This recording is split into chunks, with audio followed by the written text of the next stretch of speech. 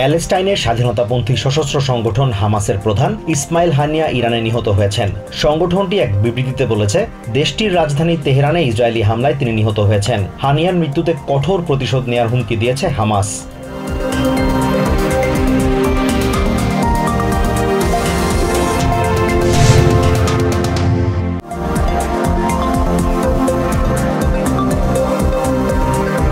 কোটা সংস্কার আন্দোলন দমনে শিক্ষার্থীদের উপর মাত্রাতিরিক্ত বল প্রয়োগের ঘটনায় গভীর উদ্বেগ জানিয়েছে ইউরোপিয়ান ইউনিয়ন।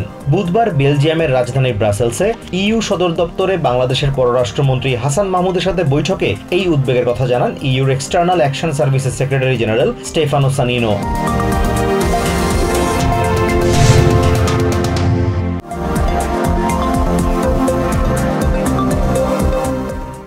কোটা সংস্কার আন্দোলন কেন্দ্র করে দেশব্যাপী সহিংসতার ঘটনার সুষ্ঠু তদন্ত করতে জাতিসংঘ সহ অন্যান্য আন্তর্জাতিক সংস্থার কাছে সহযোগিতা চেয়েছেন প্রধানমন্ত্রী শেখ হাসিনা। প্রধানমন্ত্রী বলেন, সহিংসতার ঘটনার সুষ্ঠু তদন্ত নিশ্চিতে এরই মধ্যে বিচার বিভাগীয় তদন্ত কমিটি গঠন করা হয়েছে।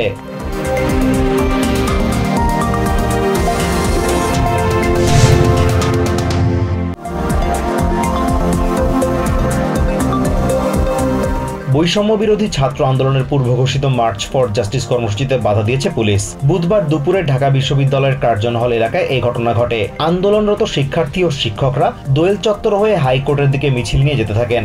এ সময় শিশু একাডেমির সামনে ব্যারিকেড দেয় পুলিশ।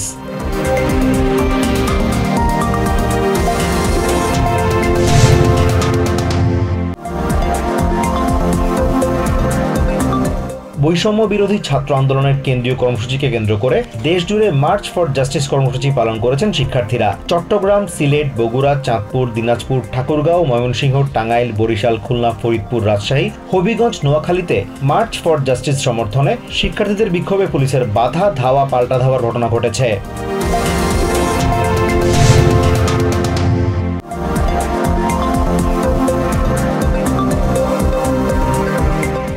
বাংলাদেশে বিক্ষোভকারীদের উপর বল প্রয়োগ ও সহিংসতার জন্য নিরাপত্তা বাহিনীর নিন্দা জানিয়ে একটি বিবৃতি প্রকাশ করেছে আমেরিকার দুই সেনেটর বেন কার্ডিন ও কোরি বুকার।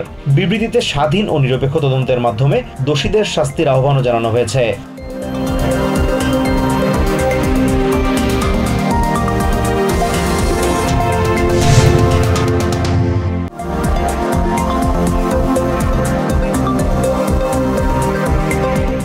পেনসিলভেনিয়ার কেনসিংটন সেকশনে মসজিদের বাইরে বন্দুক সহিংসতায় 43 বছর বয়সী এক ব্যক্তি নিহত হয়েছেন। পুলিশ জানায়, মঙ্গলবার বিকাল 5টার দিকে জার্মান টাউন এভিনিউতে মসজিদে নামাজ আদায় করতে যাওয়ার সময় ওই ব্যক্তিকে লক্ষ্য করে গুলি চালায় হামলাকারী।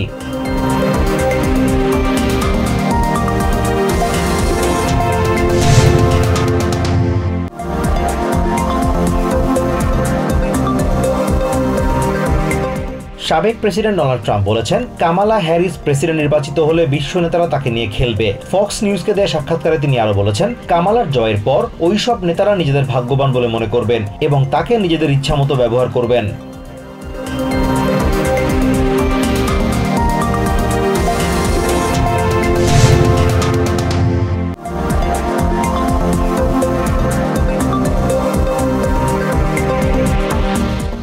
ইউরোপের বিভিন্ন দেশে তাপপ্রবাহ অব্যাহত আছে। তাপপ্রবাহের সবচেয়ে খারাপ অবস্থা স্পেন, গ্রিস ও রোমানিয়ার। এসব দেশের অনেক অঞ্চলে তাপমাত্রা রেকর্ড ছাড়িয়েছে। সংশ্লিষ্ট অঞ্চলগুলোতে জারি করা হয়েছে সতর্কতা।